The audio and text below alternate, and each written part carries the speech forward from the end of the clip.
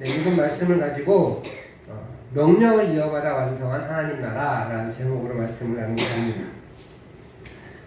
네, 윤치호라는 분 혹시 들어보셨어요? 잘 아마 못 들어보셨을 것 같아요.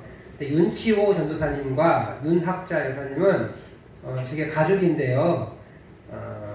별명이 있어요. 고아의 아버지, 고아의 어머니. 그런데 이 윤학자 여사는 우리나라 사람이 아니고 일본 사람이에요.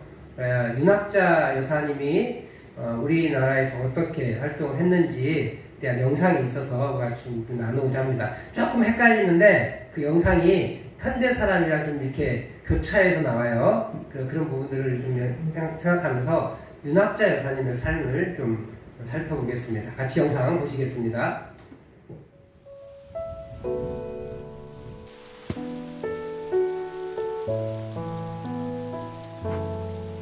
일상의 작은 평화조차 허락되지 않았던 때가 있었다.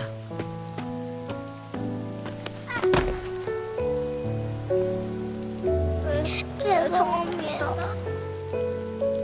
괜찮아?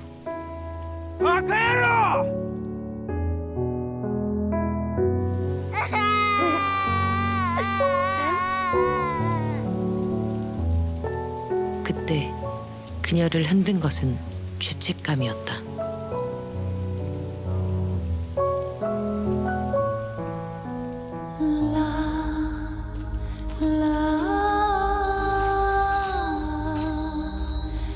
밥 한 끼가 절실했던 때도 있었다. 배고픈 아이들은 엄마를 기다렸다. 수레를 끌고 구걸하던 그녀의 애간장도 끌었다. 일제강점기 그리고 전쟁, 그 암울했던 30여 년. 공생원을 지킨 고아들의 어머니 윤학자. 부모를 잃은 아이들에게 필요한 건 밥만이 아니었다. 아이들은 좀처럼 웃지 않았다. 음악으로 아이들에게 웃음을 찾아주려 했던 윤학자.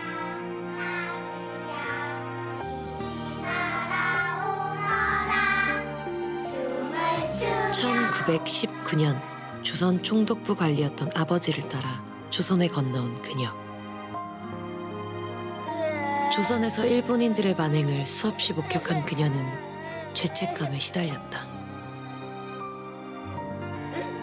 일본의 만행을 속죄하고 싶었다는 다우치 치즈코, 아니 윤학자.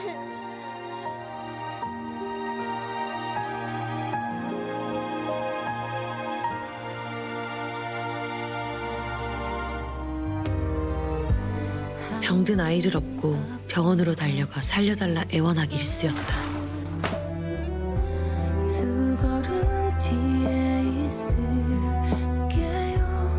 끝내 아이가 숨을 거두면 휴일을 지어 입히고 하룻밤 곁에 있어 주었다. 그렇게라도 엄마 품을 느끼게 해주고 싶었다.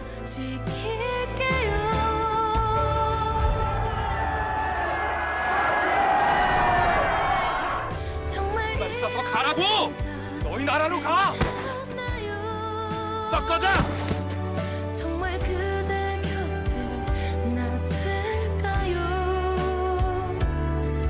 자격 없는 나를 밀어낸다 해도 그대 잘못은 아닐 거예요.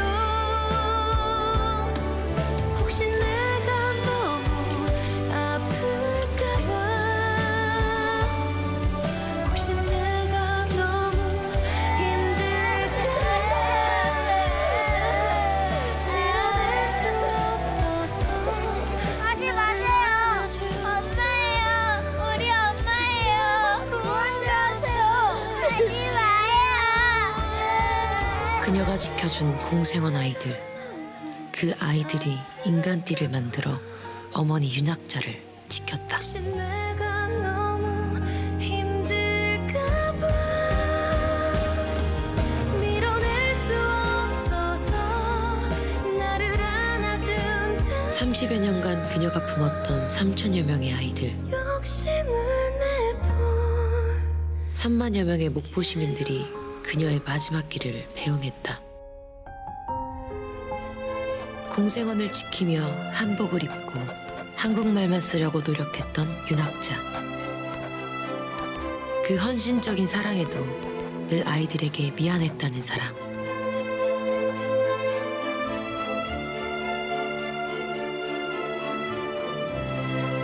기억하여 기록하다.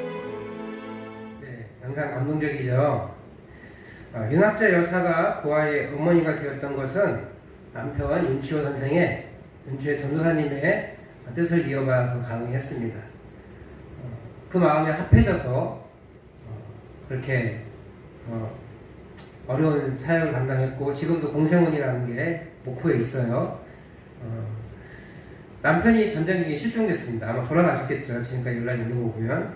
실종되었지만 그 뜻을 이어받은 아내가 있었기에 지금의 공생원이 유지되어 있었고 전쟁 후에 급격히 늘어난 고아들을 돌볼 수 있었습니다. 한 3,000여 명 손을 거쳐갔다고 해요. 윤학자 여사가 갑작스럽게 사라진 남편의 뜻을 이어받아 사명을 완수했던 것처럼 오늘 여호수아는 모세의 명령을 이어받아서 그 사명을 완수합니다. 여호수아 입장에서 건강했던 모세의 죽음은 윤학자 여사가 남편이 전쟁 중에 실종되잖아요. 그런 거 똑같은 당황스러움이었을 거예요. 당연히 모세가 저렇게 건강한데 120대 됐지만 저렇게 건강하니까 가나안으로 건너가서 그쪽에서도 전쟁을 치를 수 있을 거라 생각했어요. 왜냐하면 이미 동편에서는 전쟁을 모세가 주도해서 치렀잖아요. 그래서 그 유명한 아말렉과의 전쟁에서 모세가 손을 들고 기도하면 여호수아가 이기고 또 치면 그렇게 지기도 하고 이런 것들을 경험했기 때문에 당연히 전쟁은 뭐 여호수아가 치르더라도 그 리더의 역할은 모세가 할 거라고 생각했던 거죠. 근데 갑자기 느보셋을 갔더니 안 내리는 거죠. 그러니까 그러고 나서 모세의 뒤를 이어야 하는 그런 부담감이 굉장히 컸었어요. 당황스러움 속에서도 이 모세의 명령은 여호와 하나님의 명령을 받은 것을 전수한 것이기에 이 사명의 완수는 하나님의 명령의 완수임을 볼 수 있어요. 여호수아가 당황스러움에도 불구하고 그 명령을 이어받아서 하나님의 명령을 완수하는 것이죠. 오늘 우리가 읽은 여호수아 11장은 이스라엘 전쟁의 가나안 정복 전쟁의 마지막 전쟁입니다. 이스라엘은 여리고를 시작해서 가나안의 중부를 먼저 점령하죠.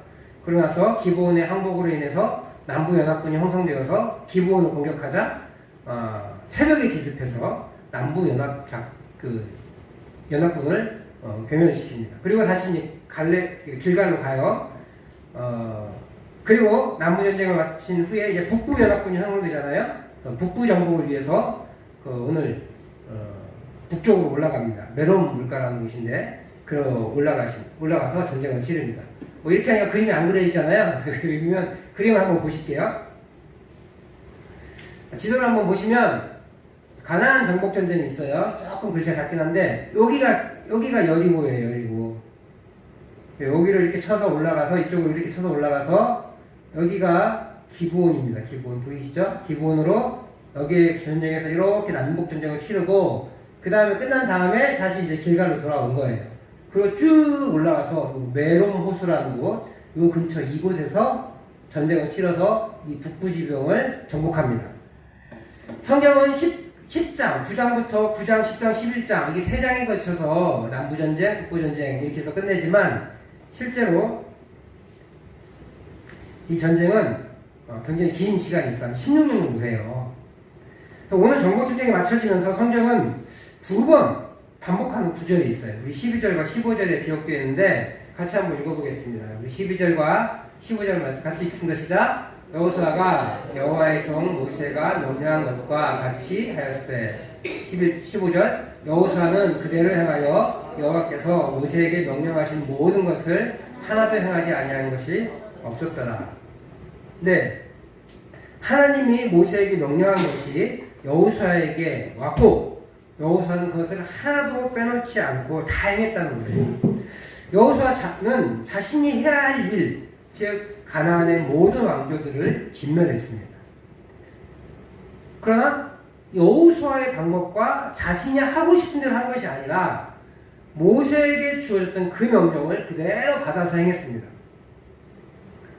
사실 모세가 얼마큼 자세히 정했는지 잘 모르겠어요. 그죠? 성경에 안 나와 있으니까. 어쨌든 여호수아는 그 모세의 명령을 받아서 하나님의 명령들을 실천해 나간 것이죠. 그는 자신의 법을 만들어낸 게 아니 내가 하고 싶은 대로 한 게 아니라 모세를 통해서 전수된 법을 모범적으로 지켜낸 사람이 된 거예요. 내가 내 마음대로 내 욕심껏 알렉산더나 징기스칸처럼 한 게 아니라 모세를 통해 주신 하나님의 말씀을 실천에 옮긴 거라는 거죠. 이것이 이스라엘의 지도자로서 여호수아가 감당한 일입니다. 이렇게 모세가 죽은 후에 모세의 뒤를 이어서 이스라엘의 지도자가 되는 것이 여호수아에게 두렵고 떨렸던 이야기예요. 그렇지만 우리 1장 8절에서 9절 말씀에 이스라엘의 지도자가 되는 것은 하나님의 명령이고 율법을 잘 지켜 행하여 좌로나 우리가 치우치지 않냐면 내가 함께 하겠다 라고 하셨던 그 말씀 붙잡고 16년의 정보전쟁을 수행해 나간 거예요. 우리가 여호수아를 아까 말씀드렸던 것처럼 읽으면 굉장히 짧은 기간에 한꺼번에 끝낸 것 같잖아요. 그렇게 한꺼번에 끝낸 것 같지만 실제로는 그렇지 않고 16년이라는 시간이 걸렸어요. 여호수아는 그렇게 하나님의 명령을 받아 이스라엘 지도자가 되어서 가나안 정복 전쟁을 잘 수행했습니다. 그뿐만 아니라 요단 조화 때 하나님이 그를 높이셨습니다. 그래서 모세와 같이 백성들이 존경하는 것을 보여주는데요. 우리 4장 14절 말씀을 한번 다시 읽어보겠습니다. 4장 14절 시작. 그날에 여호와께서 모든 이스라엘의 목전에서 여호수아를 크게 하시매 그가 생존한 날 동안에 백성이 그를 두려워하기를 모세를 두려워하던 것 같이 하였더라. 두려워하다라는 표현을 썼는데 그 말은 두려워하다는 말도 맞지만 경외하다, 존중하다, 존경하다 이런 의미를 가지고 있어요. 모세를 존경했던 것처럼 존중했던 것처럼 이스라엘이 동일하게 여호수아를 존중해 줬다라고 하는 거예요. 그만큼 여호수아는 모세와 같은 동급으로 인정받았던 그런 지도자입니다. 그러나 여호수아는 자만하지 않고 자신에게 전수된 하나님의 명령을 하나도 빠짐없이 충실히 수행합니다. 굉장히 중요해요. 이것을 잘 수행하냐 수행하지 않느냐 이게 지도자의 굉장히 중요한 갈림길이었던 것 같아요. 위와 반대되는 사람을 우리는 기억합니다. 여호수아보다 한참 후대의 사람이 있지만 사무엘의 기름을 받은 사울입니다. 사울은 이스라엘의 초대 왕이에요. 엄청난 특권이잖아요. 이스라엘의 전체 통일왕국의 첫 번째 왕이잖아요. 그건 굉장히 영광스러운 일인데 그의 결론을 우리가 다 알고 있습니다. 비참하게 하나님께 버림받고 전쟁에 나가서 죽잖아요. 사무엘상 15장에 보면 하나님이 사무엘을 통해서 사울에게 아말렉을 진멸하라는 명령이 나옵니다. 아말렉은 이스라엘이 광야 생활할 때 그 진행을 방해했던 민족이에요. 하나님이 좀 뒤끝이 있으시나 봐. 이 아말렉을 그냥 놔두고 싶지 않으신 거예요. 그래서 사울을 통해서 아말렉을 진멸해라. 왜냐하면 나를 거부했기 때문이다. 라고 말씀합니다. 그래서 이제 그들에게 사울을 통해서 벌을 내리시겠다 하면서 전쟁을 치르게 하시는데 사울은 이 전쟁에서 대승을 거두죠. 근데 문제는 진멸하라고 그랬는데 진멸하지 않고 좋은 것들과 아말렉 왕을 데리고 와요. 이유인즉슨 하나님께 제사 지내려고 합니다 라고 하는 핑계였죠.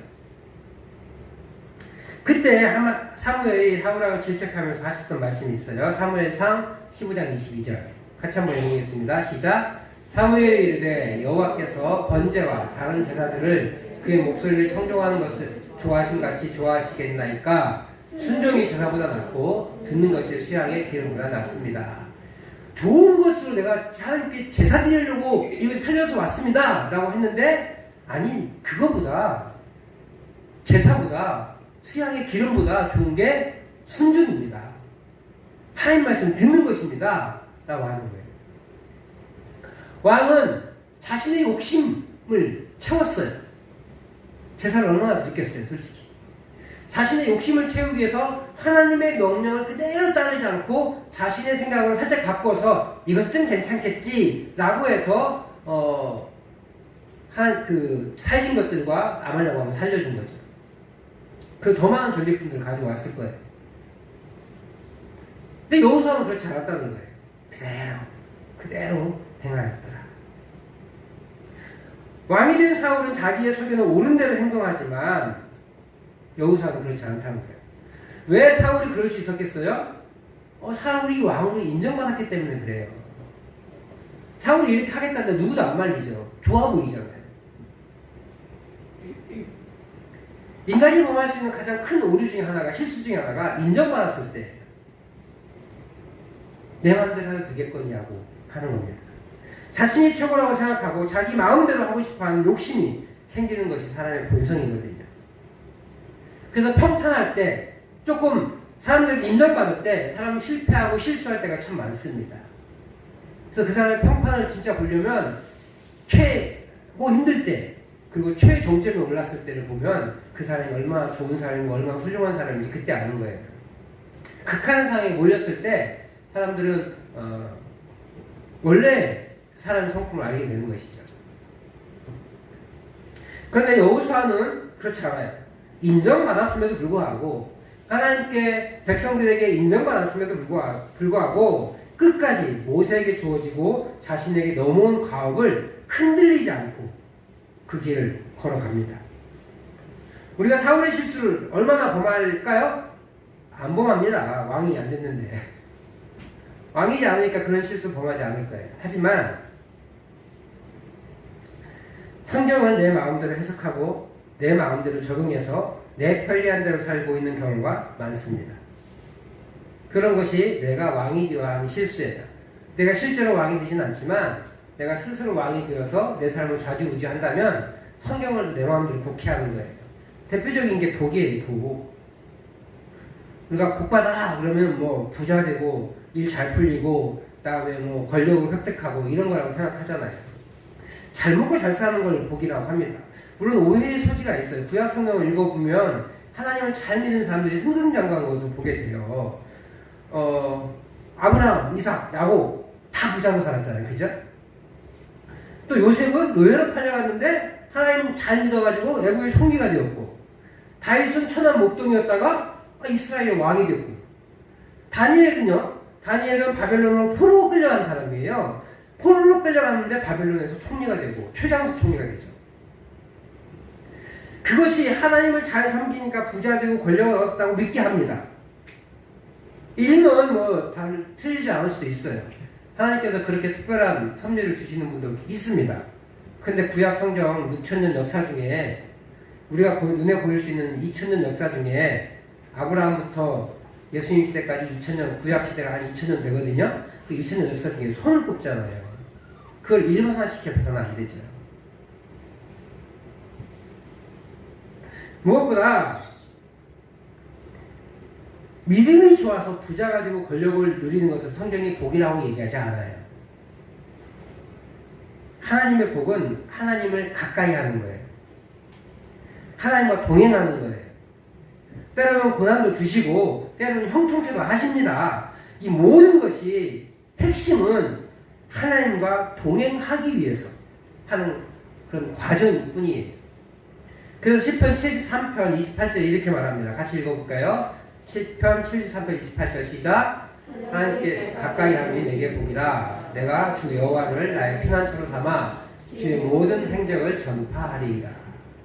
이게 복이래요. 하나님을 가까이 하는 거. 그게 우리의 복이에요.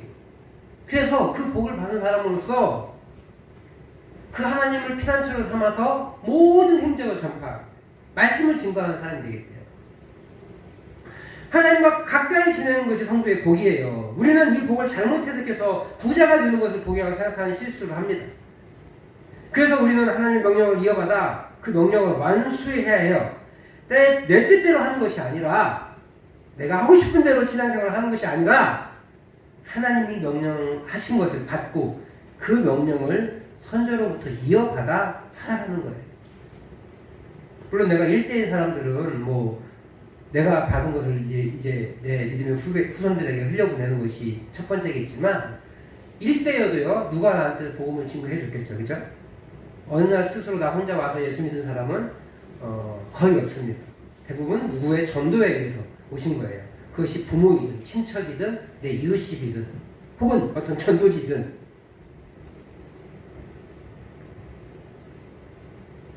여호수아는 그 명령을 잘 수행했습니다. 모세의 명령을 이어받아서 그가 그 명령을 완수하는 것이 오늘 장면이에요. 그리고 아직 여호수아가 반도 안 지났어요.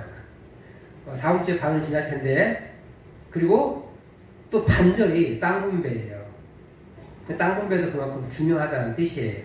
여호수아가 24장까지 있는데 12장까지는 정보, 그 나머지는 땅을 어떻게 분배하고 어떻게 살았는지, 그리고 마지막 유언 뭐 이런 것들이 나와요.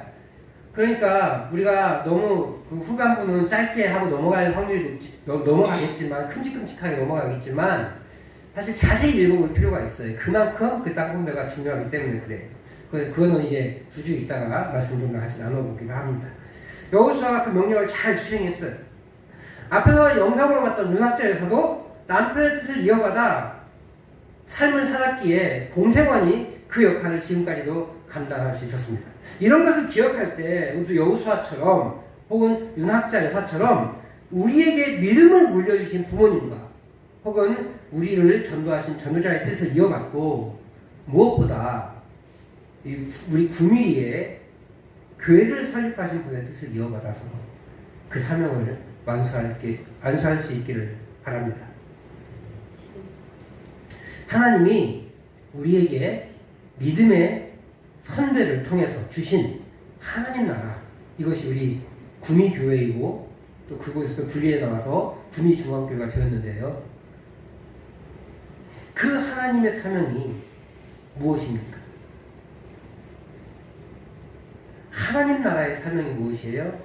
우리 가족, 내가 다니는 직장, 내가 사는 동네를 하나님 나라로 바꾸는 것이에요. 다시 말하면 하나님의 통치가 이루어지는 곳이에요. 우리 가정이 하나님의 통치하는 가정이기, 내가 다니는 직장이 하나님이 통치하시는 직장이기, 내가 사는 동네가 하나님이 통치하시는 동네가 되기, 그게 우리의 사명이라는 거예요. 사람마다 누구나 윤학자 여사처럼, 누구나 여호수아처럼 될 수는 없겠죠. 하지만 여호수아가 했던 그 사명의 작은 부분을 감당할 수 있는 거예요. 전쟁에 나간 병사가 없었더라면 여호수아는 그 사명을 수행할 수 없었을 것입니다. 또 남편들이 다 전쟁을 치른 16년 동안 가정을 돌보는 아내들이 없었더라면 얼마나 힘들었겠어요. 언제 어떻게 쳐들어올지도 모르는 상황에서 가정을 지키고 또 가정의 먹을 것들을 책임지고 농사일과 유목일들을 같이, 목축일들을 같이 하지 않았겠어요? 그 일들을 감당하면서 가정을 지켜냈기에 여호수아가 있을 수 있었던 것이에요. 누구나 여호수아가 될 수 없지만 누구나 가정에서의 그 엄마의 역할, 가정에서의 그 하나의 병사로서의 역할을 늘 감당할 수 있는 것이죠. 그러면서 하나님이 내가 속한 곳을 통치할 수 있도록 우리는 기도하고 복음을 전할 수 있다는 것이에요. 저희 시골집은요, 우리 구미리보다 좀 작은 동네예요. 구미리는 한때 한 200여 가구가 있었잖아요. 근데 저희 동네는 아마 앞동네, 뒷동네 다 합쳐서 100가구 정도 됐을 것 같아요. 세보지는 않았는데 그 정도 될 것 같아요. 그리고 정확히 기억은 안 나지만 1953년으로 기억하는데 53년도에 저희 동네에 교회가 세워졌어요. 그리고 저희 어머니는 1960년도에 시집 오셔서 이제 조금 얼마 있다가 병이 나셔서 그 병을 고치기 위해서 교회를 다니시기 시작했어요. 그러면서 이제 교회가 성장하는데 이 한쪽 구석에 있으니까 저 멀리 있는 동네 사람들이 교회 오기 힘든 거예요. 그래서 복음을 좀 전파하기 위해서 잘 효과적으로 증거하기 위해서 잘 외딴 곳에 교회를 지었어요.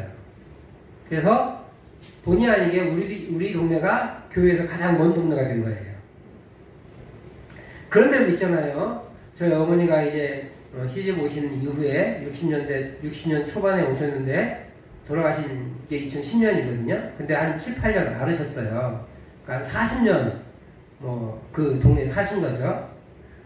그 40여 년이 지난 후에 보면 그 교회에 우리 동네 작은 동네 복음화율이 한 80% 된 것 같아요. 왜 80%냐? 한 가정만 빠져도 10%가 떨어지더라고요.